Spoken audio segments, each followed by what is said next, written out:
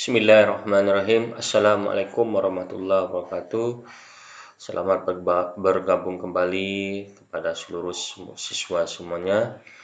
Alhamdulillah pada hari ini kita masih diberikan kesehatan oleh Allah Subhanahu wa taala hingga dapat melanjutkan materi terakhir kita, yaitu materi pada bab 4 ini. Materi terakhir kita pada bab 4 ini kita akan membahas tentang dinamika persatuan dan kesatuan dalam konteks negara Kesatuan Republik Indonesia. Materi ini mempunyai dua cakupan. Yang pertama adalah hakikat negara Kesatuan Republik Indonesia, dan yang kedua persatuan dan kesatuan bangsa Indonesia dari masa ke masa. Materi ini dapat disimak di dalam buku paket PPKN kelas 12 yang diterbitkan oleh Kemendikbud revisi 2018 dan buku modul PPKN kelas 12 yang diterbitkan oleh PT Grahadi. Yang pertama kita akan membahas tentang hakikat negara Kesatuan Republik Indonesia. Konsep negara kesatuan yang sering kita sebut dengan istilah unitarisme, yaitu negara kesatuan yang sering juga disebut negara unitaris, yaitu negara tunggal, satu negara yang monosentris atau berpusat pada satu, yang terdiri hanya satu negara, satu pemerintahan, satu kepala negara, satu badan legislatif yang berlaku bagi seluruh wilayah negara. Hakikat negara kesatuan yang sesungguhnya adalah kedaulatan tidak dibagi-bagi, baik itu di luar maupun di dalam, dan kekuasaan pemerintahan pusat tidak dibatasi. Menurut C.F. Strong dalam bukunya berjudul A Story of Modern Political Constitution yang terbitkan pada tahun 1963 pada halaman 86 mengatakan, negara kesatuan adalah bentuk negara di mana wewenang legislatif tertinggi dipusatkan dalam suatu badan legislatif nasional. Dalam negara kesatuan hanya satu konstitusi, satu kepala negara, satu dewan menteri atau kabinet, dan satu parlemen. Demikian pula dengan pemerintahan, yaitu pemerintahan pusatlah yang memegang wewenang tertinggi dalam segala aspek pemerintah. Negara kesatuan mempunyai dua sistem, yaitu sistem sentralisasi dan sistem desentralisasi. Dalam negara kesatuan bersistem sentralisasi, semua hal diatur dan diurus oleh pemerintah pusat, sedangkan daerah hanya menjalankan perintah-perintah dan peraturan dari pemerintah pusat. Daerah tidak berwenang membuat peraturan-peraturan sendiri atau mengurus rumah tangganya sendiri. Bagaimana dengan negara Kesatuan Republik Indonesia?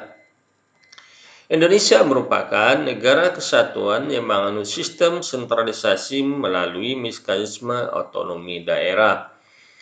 Dengan sistem ini, pemerintah pusat memberi sebagian wewenang pemerintah kepada daerah otonom, yaitu provinsi dan kabupaten kota.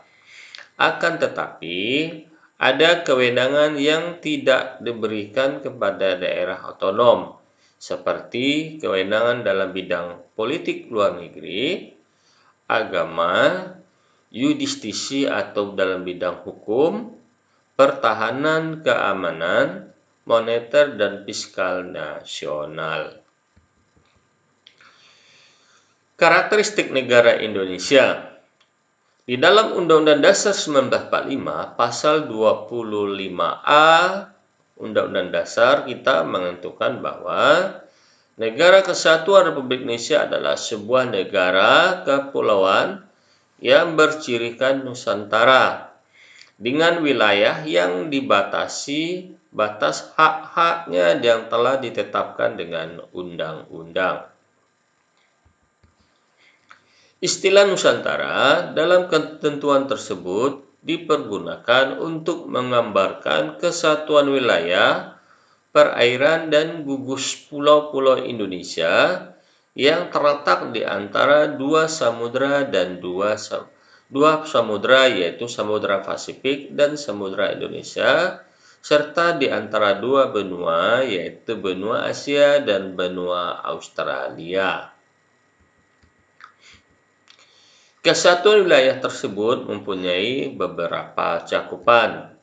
Yang pertama adalah kesatuan politik, yang kedua kesatuan hukum, yang ketiga kesatuan sosial budaya, yang keempat kesatuan ekonomi, serta kesatuan dalam bidang pertahanan dan keamanan. Berikutnya adalah persatuan dan kesatuan Indonesia dari masa ke masa. Persatuan Indonesia pada masa revolusi kemerdekaan, yaitu dari tanggal 8 Agustus 1945 sampai 27 Desember 1949. Pada masa ini, Indonesia dalam keadaan pasca proklamasi kemerdekaan pada tanggal 17 Agustus 1945 dapat dikatakan belum stabil. Kondisi politik di Indonesia masih dalam keadaan gonjang-ganjing yang dikarenakan masih banyaknya ketegangan, kekacauan, dan berbagai insiden masih terjadi. Hal ini disebabkan karena masih adanya sisa-sisa kekuatan Jepang yang setelah menyerah kepada sekutu diwajibkan untuk mempertahankan status quo atau masih mempertahankan negara Indonesia sebagai negara jajahannya. Penyebab ketidakstabilan negara Indonesia itu yang pertama, adanya persaingan antar partai politik yang berbeda ideologi untuk menjadi partai paling berpengaruh di Indonesia. Artinya bahwa pada masa tersebut banyak partai-partai yang mempunyai ideologi yang berbeda. Ada yang berideologi nasionalis, ada berideologi agamais, dan ada ideologi yang bersifat kedaerahan. Hingga antar partai tersebut selalu melakukan persaingan hingga terjadilah ketidakstabilan politik di Indonesia. Kemudian faktor kedua adalah bangsa Indonesia masih mencari sistem pemerintahan yang cocok hingga terjadi perubahan sistem pemerintahan. Bahwa kita ketahui bahwa Indonesia menganut beberapa sistem pemerintahan yang tiap saat itu berganti melalui beberapa kabinet. Penggantiannya yang mencari yang lebih cocok Indonesia itu adalah menggunakan sistem politik atau sistem pemerintahan yang mana hingga ada yang kita sebut dengan sistem pemerintahan liberal, parlementer, dan sebagainya. Kemudian Jepang masih mempertahankan status quo di wilayah Indonesia sampai sekutu datang sehingga sering terjadi peperangan antara rakyat Indonesia dan tentara Jepang. Setelah Jepang menyerah kepada sekutu, terjadi perang hingga Jepang harus menyerahkan semua kekuasaan yang ada di Indonesia itu kepada sekutu. Sehingga sambil menunggu sekutu hadir di Indonesia, yaitu yang dipimpin oleh Inggris, maka rakyat Indonesia mendapatkan kesempatan tersebut untuk melakukan penyerangan terhadap tentara sekutu dengan tujuan untuk mengambil peralatan persenjataan untuk mempertahankan negara kita. Kemudian kedatangan sekutu Inggris yang dibonceng oleh Nika yang ingin menjajah Indonesia sehingga menimbulkan pertempuran di berbagai daerah. Kemudian adanya gangguan keamanan dalam negeri. Ya, gangguan keamanan dalam negeri terjadinya banyak pemberontakan-pemberontakan yang merasa tidak puas terhadap hasil keputusan pemerintah pada saat itu, hingga muncullah salah satunya adalah yang dilakukan oleh partai politik yang kita kenal dengan PKI pada tahun 1948 di Madiun. Kemudian adanya pemberontakan Darul Islam atau DITI. Kemudian banyak lagi pemberontakan-pemberontakan yang dilakukan oleh sekelompok masyarakat Indonesia yang merasa tidak puas dengan sistem pemerintahan kita. Persatuan dan Kesatuan Bangsa Indonesia pada masa Revolusi Indonesia Serikat, yaitu pada tanggal 27 Desember 1949 sampai tanggal 17 Agustus 1950.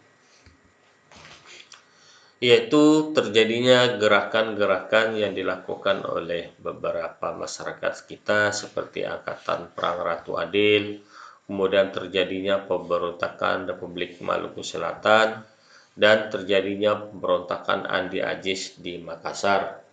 Pasca pengakuan kedaulatan Indonesia pada tanggal 27 Agustus 1949, pemerintah negara Indonesia menghadapi kesulitan-kesulitan dalam bidang ekonomi. Salah satunya adalah belum terwujudnya kemerdekaan ekonomi, kemudian perkebunan dan instalasi industri banyak yang rusak akibat perang antara Indonesia dengan sekutu. Kemudian jumlah penduduk sangat meningkat, utang negara yang meningkat dan inflasi cukup tinggi. Kemudian defisit dalam perdagangan internasional, kemudian kita kekurangan tenaga ahli untuk memajukan ekonomi nasional, kemudian rendahnya penanaman modal asing ke negara kita, sehingga itu dimanfaatkan oleh sekelompok masyarakat kita untuk melakukan gerakan-gerakan atau pemberontakan-pemberontakan tersebut.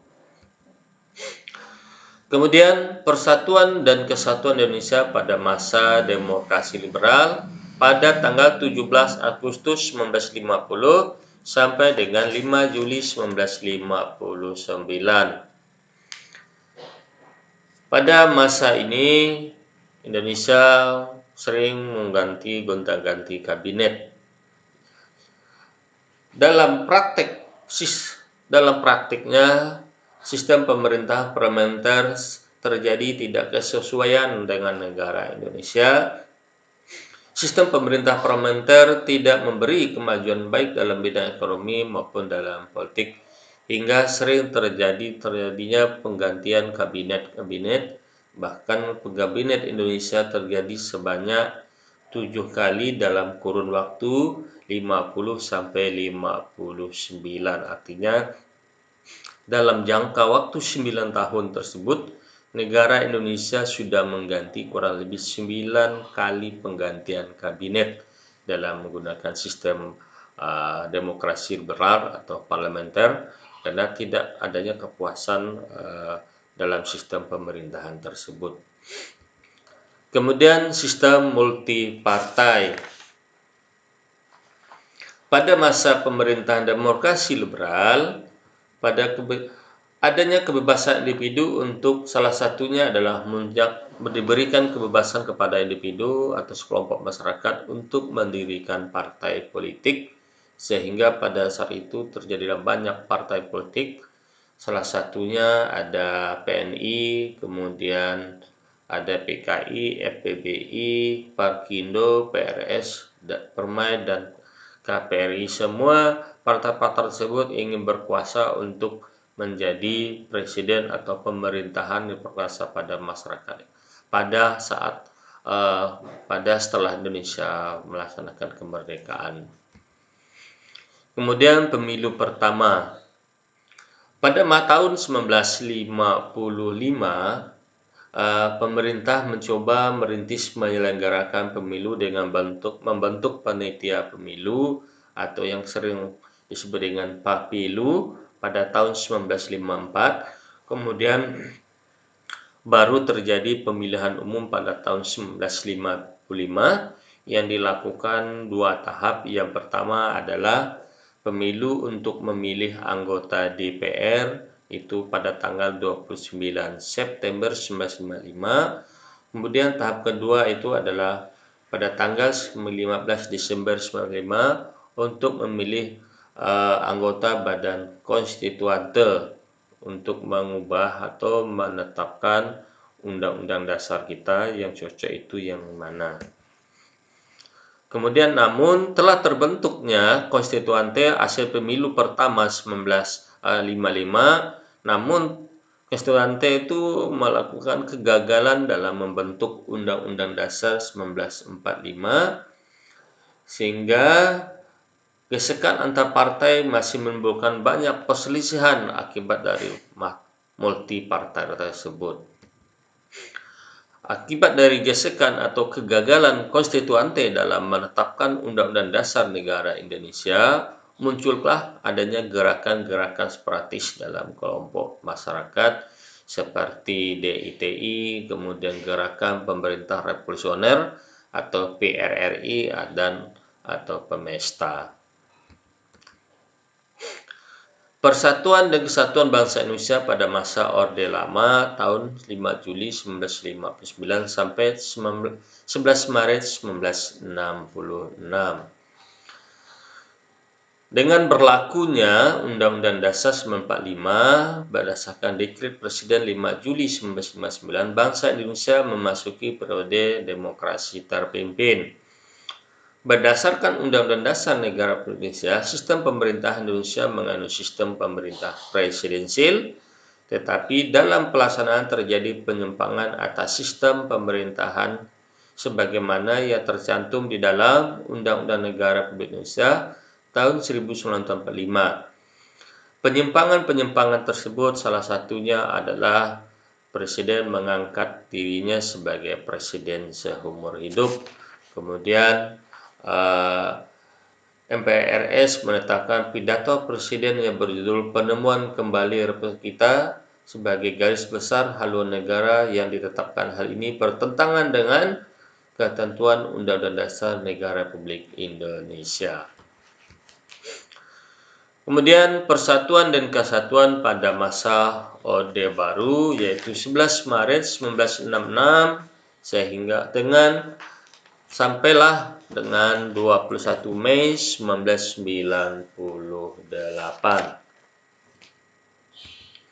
Sejak diangkatnya Presiden Soeharto sebagai Presiden RI yang kedua, maka muncullah pemerintahan baru yang kita kenal dengan pemerintahan Orde Baru, yang dimana pelaksanaan sistem pemerintahan kita pada masa Orde Baru adalah pemerintahan presidensil.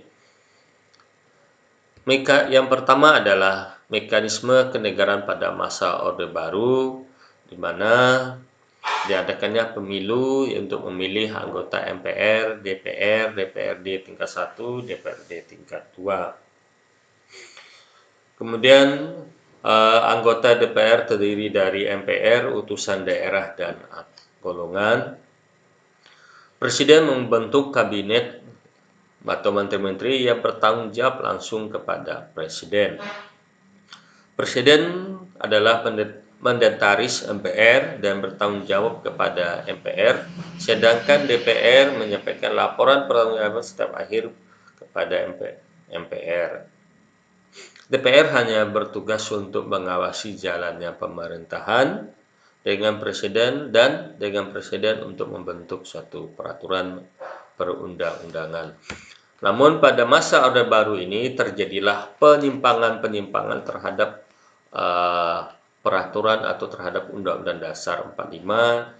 Salah satunya adalah tidak mengakui dan menentukan hak-hak asasi warga negara, kemudian membelokkan fungsi hukum untuk berpihak kepada mereka, kemudian melakukan kolusi, korupsi, dan nepotisme yang kita kenal dengan KKN yang sangat merugikan rakyat dan pemerintahan negara.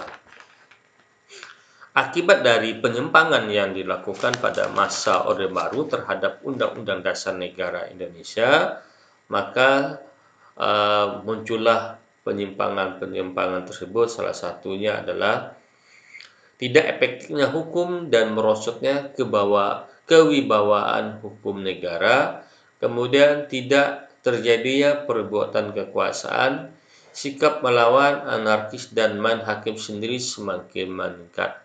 Hingga akibat dari penyimpangan dalam konstitusi itu sehingga membuat Indonesia pada saat terpuruk dalam bidang ekonomi dan Indonesia dilanda oleh krisis moneter pada tahun 1998 hingga terjadilah gerakan massa yang dilakukan oleh mahasiswa yang kita kenal dengan istilah reformasi terhadap semua lini kehidupan. Maka muncullah persatuan dan kesatuan kita pada masa reformasi, yaitu pada tanggal 21 Mei 1998 hingga sekarang. Pada masa reformasi ini diharapkan ada perubahan-perubahan, yang perubahan tersebut sebagaimana yang dilakukan pada masa Orde Baru supaya tidak terjadi lagi pada masa Orde Reformasi. Maka ada beberapa langkah yang dilakukan pada penggagas reformasi kita, terutama dalam bidang konstitusi kita, hingga terjadilah yang namanya perubahan terhadap Undang-Undang Dasar Negara Indonesia sebanyak kurang lebih 3 kali, yang kita kenal dengan istilah amandemen terhadap Undang-Undang Dasar Negara Republik Indonesia. Yang pertama, di dalam Undang-Undang Dasar kita yang banyak mengalami perubahan adalah kedaulatan di tangan rakyat dilakukan menurut undang-undang, salah satunya melalui adanya pemilihan umum. Kemudian MPR merupakan lembaga bikameral, yaitu terdiri dari anggota DPR, DPD, dan sebagai anggota MPR. Kemudian Presiden dan Wakil Presiden dipilih langsung oleh rakyat. Salah satunya adalah dari pemilihan presiden secara langsung ini pertama kali, yaitu presiden kita yang ke-6, yaitu Pak SBY atau Susilo Bambang Yudhoyono, adalah presiden pertama kali negara Indonesia setelah reformasi yang dipilih secara langsung oleh rakyat selama 2 periode. Presiden memegang jabatan selama 5 tahun dan dapat dipilih kembali pada masa jabatan yang sama dalam 1 kali jabatan. Pada saat masa Orde Baru, bahwa presiden itu dapat dipilih kembali dalam masa jabatan 5 tahun dan tidak ada batas waktu berapa kali pemilihan presiden tersebut. Maka pada masa reformasi ini, presiden itu hanya diberi jatah 10 tahun berkuasa, yaitu periode pertama 5 tahun, periode kedua yaitu 5 tahun, yaitu jumlahnya 10 tahun. Itu pun kalau dipilih kembali oleh rakyat. Kemudian tercantumnya hak asasi manusia pada pasal 28A sampai 28J. Penghapusan DPA sebagai lembaga tinggi negara. DPA itu artinya kepanjangan dari Dewan Pertimbangan Agung. Presiden bukan mendetaris MPR, kemudian MPR tidak lagi menyusun GBHN, pembentukan MK, yaitu Mahkamah Konstitusi, dan kemudian Mahkamah Yudisial atau KY, kemudian banyak lembaga baru yang ada pada masa reformasi, yaitu MK, KY, dan lembaga-lembaga lainnya. Kemudian pemerintah diwajibkan menganggarkan pendidikan minimal 20% dari APBD atau dari anggaran pendapatan belanja negara, atau kalau di daerah itu anggaran pendapatan belanja daerah atau APBD. Negara Indonesia tidak boleh diubah pada pasal 37 ayat 5. Artinya bahwa negara kita tetap negara kesatuan dalam bentuk republik. Penjelasan penjelasan Undang Dasar 45 telah dihapus di dalam perubahan-perubahan atau amandemen terhadap Undang-Undang Dasar Republik Indonesia. Demikianlah materi terakhir kita pada minggu ini. Semoga materi ini bermanfaat untuk Bapak pribadi dan untuk Anda-Anda semuanya. Kemudian sampai ketemu pada pada pembelajaran berikutnya. Semoga kalian selalu diberikan kekhususan oleh Allah Subhanahu wa taala. Baik, dengan demikian Bapak akhiri materi ini dengan mengucapkan terima kasih. Assalamualaikum warahmatullahi wabarakatuh.